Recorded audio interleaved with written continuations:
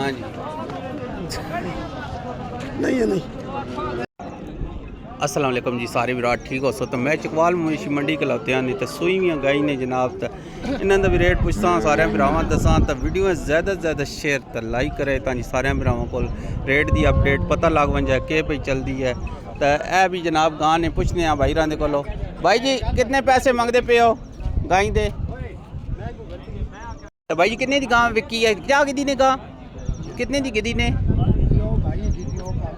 کتنے تو سودا ہوا 3 لاکھ ہو 35,000 کا 3 لاکھ 35,000 کی گاں وکی نے. اس تھلے وچھا نے جناب تو گاں بھی چیک کر کے دودھ بھی پوچھ کے بھائی راندے کو کتنا اس تھلے ابھی بھائی راندے کو پوچھنے ہیں جی گائیں کا کی ریٹ ہے. بڑی وڈی گاں نے پوری منڈی جناب سب تو وڈی گاں. بھائی جی کتنے پیسے منگتے پے ہو گائیں دے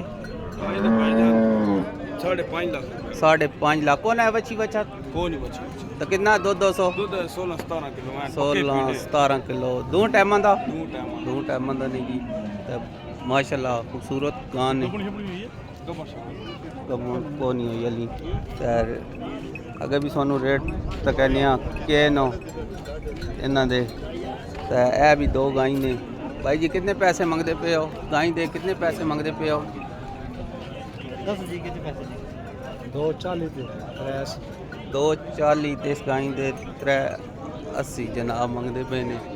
ریٹ کافی گائیاں دے تیز ہو تو اگر بھی سانوں جناب ریٹ دسنے اے بھی گاں نے سوئی بھی بڑے کتنے پیسے منگتے پے ہو گائیں دے 3.5 25 کتنا دودھ ہے گائیں تھلے 8 کلو دودھ دسیں پے نے جی. اگر بھی پوچھنے ریٹ اوکے نو گائیں دے کیا گاں کھلتی نے بہت ماڑی گاں نے. کتنے پیسے نے جی 2,10,000 نے جی اس گائیں کا ریٹ ہو.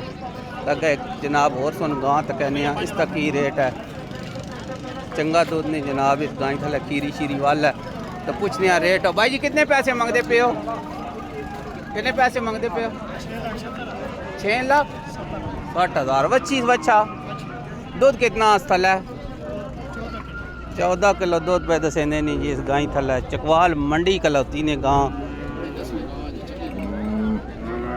چیک کرو جی جناب کالی گاں نے اس کا بھی ریٹ پتہ کرے نیا. بھائی جی کتنے پیسے منگتے پے ہو گائیں دے 3,40,000 یہ وچھا اس وچھا جی 3,40,000 گاں نے جی. دودھ کتنا کو 9 کلو دودھ پہ دسیں نہیں جی بھائی رونی منڈی چکوال کھلوتی نے یہ گاں.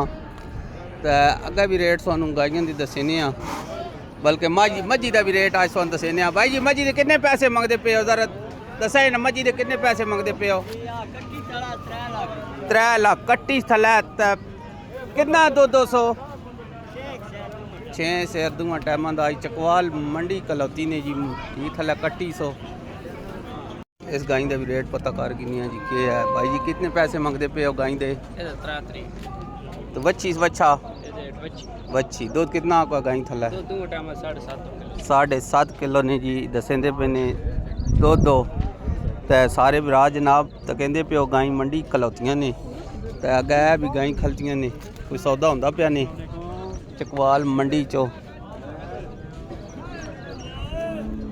سودا ہو گیا نہیں جی یہ وک گئی گاں 3,30,000 دی. دودھ کتنا کیا بھائی جی اس تھلے 8 کلو نے جی 3,30,000 دی گاں وک گئی نے. اے تھلے وچھا ہو اے جڑا وچھا جناب تس تو کہندے پے ہو گاں ویک بھی کھلتی پئی نے. انہاں کولوں پوچھنے بھائی جی کتنے پیسے منگتے پے ہو گائیں دے 2,80,000 تھلے وچھا نے.